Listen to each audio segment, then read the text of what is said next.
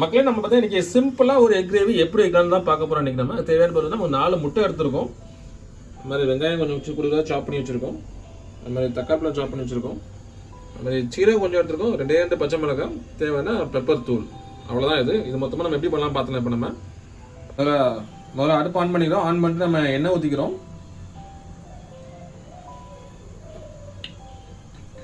எண்ணெய் சுட்டோன்னே என்ன சுடுற கேப்பில் நம்ம இங்கே முட்டையை நம்ம வெட்டி வச்சாச்சிங்க நம்ம. ஸோ முட்டையை லைட்டாக அதில் போட்டு ஃப்ரை பண்ணி எடுத்துக்க போகிறோம். சுட்டுருச்சு. இப்போ நம்ம அதில் கொஞ்சம் மஞ்சள் தூள் போட்டுக்க போகிறோம். மஞ்சள் லைட்டாக நம்ம அப்படியே எண்ணெயோட மிக்ஸ் பண்ணிக்க போகிறோம். ஸோ அது கூட சேர்ந்து கொஞ்சம் பெப்பர் ஆட் பண்ணிக்க போகிறோம். பெப்பர் தூள் கொஞ்சோண்டு உப்பு ஆட் பண்ணிக்கிறோம். அதனால நல்லா மிக்ஸ் பண்ணிக்க போகிறோம். 3 மிக்ஸ் பண்ணுற மாதிரி. இப்போ நம்ம அதில் வெட்டி வச்ச முட்டையை ஆட் பண்ணிக்க போகிறோம். முட்டை ஆட் பண்ணியாச்சு. முட்டை வந்துருச்சு. இப்போ முட்டையை திருப்பி போடுக்க போகிறோம். இப்போ நம்ம கரெக்டாக பண்ணுவானுங்க. அதாவது திருப்பி போட்டு நம்ம எல்லாத்தையும் திருப்பி போட்டாச்சு. கொஞ்சம் ஃப்ரை ஆகட்டும். இப்போ நம்ம முட்டை திருப்பி போட்ட பிறகு இப்போ முட்டை நம்மளுக்கு இப்போ லைட்டாக ஃப்ரை ஆகிடுச்சு. இப்போ நம்ம முட்டையை எடுத்து வச்சிடலாம். முட்டையை எடுத்தாச்சு. இப்போ நம்ம அதே எண்ணெய் யூஸ் பண்ணிக்கலாம். இப்போ நம்ம வந்து சீரகம் சேர்த்துக்க போகிறோம். சீரகமும் சேர்த்து லைட்டாக நம்ம வதக்க போகிறோம். இப்போ நம்ம வதக்கிட்டு அப்புறம் நம்ம பச்சை மிளகாய் போட போகிறோம். பச்சை மிளகாய் நம்ம வந்து 2 கேஜி போட்டுடலாம். அப்புறம் நம்ம அந்த காரம் இறங்கணும். நம்ம ரெட் சில்லி வருது, க்ரீன் சில்லி வருது. அதெல்லாம் கேஜி போட்டுலாம் 2 கீரை மாட்டுறாங்க. பிரித்து விட்டுருவாங்க. எல்லாத்தையும் 2 பிரித்து போட்டாச்சு. லைட்டாக பச்சை மிளகாய் வேகட்டும். இப்போது சீரகம் நல்லா புரிஞ்சிருக்கு. இப்போ நம்ம சின்ன வெங்காயத்தை ஆட் பண்ணிக்கலாம். இப்போ நம்ம வெங்காயத்தை போட்டாச்சு. வெங்காயத்தை நல்லா வதங்கிக்கலாம். நல்லா வதங்கிட்டு வெங்காயம் நம்ம நல்லா கோல்டன் ப்ரௌனாக வதங்கிட்டோம்.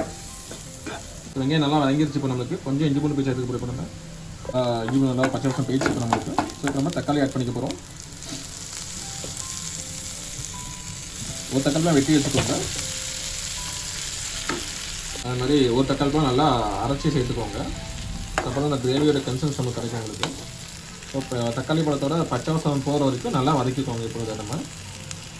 இப்போ நம்ம 2 மல்லியில் ஆட் பண்ணிக்க போகிறோம். ஸோ நல்லா பச்சை வாசம் போயிடுச்சு. இப்போ நம்ம வந்து பெப்பர் தூள் ஆட் பண்ணிக்க போகிறோம். இப்போ நம்ம காரத்துக்கு வந்து பெப்பர் மட்டும் தான். அது வந்து 2 பச்சை மிளகாய் போட்டால் தான் மசால் தூள் எதுவும் ஆட் பண்ண போதில்லை போட்டாச்சு. அது மாதிரி கொஞ்சோண்டு கரம் மசாலா ஆட் பண்ணிக்க போகிறோம். லைட்டாக ஒரு 1/2 ஸ்பூன் ஆட் பண்ணிக்கோங்க. 2 ஸ்பூன் பெப்பர் ஆட் பண்ணிக்கோங்க. பெப்பர் பவுடர் லைட்டாக ஆல்ரெடி நம்ம முட்டையில் உப்பு சேர்த்துனோம் இல்லையா? சொல்லுதுங்க லைட்டாக கொஞ்சம் உப்பு சேர்த்துக்கோங்க. கடைசியாக காரமும் உப்பும் பத்தான்னு கடைசியாக செக் பண்ணிக்கோங்க. ரொம்ப ஆட் பண்ணிடுறாங்க உப்பு கொஞ்சம். இந்த செடி வந்தோடனே கொஞ்சோண்டு தண்ணி, ஒரு 1/2 கப் தண்ணி ஊற்றிக்கோங்க. தண்ணி ரொம்ப ஊற்றாதீங்க, நமக்கு அந்த கன்சிஸ்டன்சி வராது. ஸோ 1/2 கப்பு தண்ணி ஊற்றி நல்லா கொஞ்சம் 2 நிமிஷம் மூடி கொதிக்க விட்டுக்கோங்க. தண்ணி வச்சு இப்போ நம்ம மூடி வச்சிடலாம். ஒரு 2 நிமிஷம் மூடி வச்சிடலாம். கொஞ்சம் வேகம் இருக்காங்க. மூடி வச்சாச்சு. ஸோ 2 நிமிஷம் இருக்கட்டும் நம்மளுக்கு. நம்ம கிரேவி வெந்துருச்சு.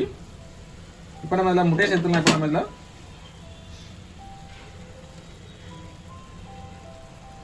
முட்டையெல்லாம் நைட்டாக அடுக்கி வச்சாச்சு. 2 நிமிஷம் கழிச்சு அடிக்க முட்டையை திருப்பி போட்டுடலாம். இப்போ நம்ம திருப்பி போட்டாச்சு. கொஞ்சம் நேரம் ஃப்ரை ஆகட்டும். இப்போ நம்ம கிரேவியும் முட்டையும் நல்லா மிக்ஸ் ஆகட்டும். நல்லா ஊறட்டும் கிரேவியில் முட்டையை போடணுமே. ஸோ நல்லா வெந்துருச்சு, நல்லா ஃப்ரை ஆகிடுச்சு உங்களுக்கு. ஸோ இவ்வளோ தான் உங்களுக்கு முட்டை கிரேவி. எவ்வளோ சிம்பிளாக இருக்குது பார்த்தீங்களா? அவ்வளோதான் உங்களுக்கு. ஸோ எவ்வளோ டெக்ஸ்சர், எவ்வளோ கிரேவி நல்லா கன்சிஸ்டாக வந்துருக்கு. ஸோ அவ்வளோதான் மக்களே, முட்டை கிரேவி எப்படி கற்றுருப்பீங்க நீங்கள் இப்போ. ஸோ வீடியோ பிடிச்ச நினைக்கிற மக்களே சப்ஸ்கிரைப் பண்ணிக்கோங்க, லைக் பண்ணிக்கோங்க, ஷேர் பண்ணிக்கோங்க.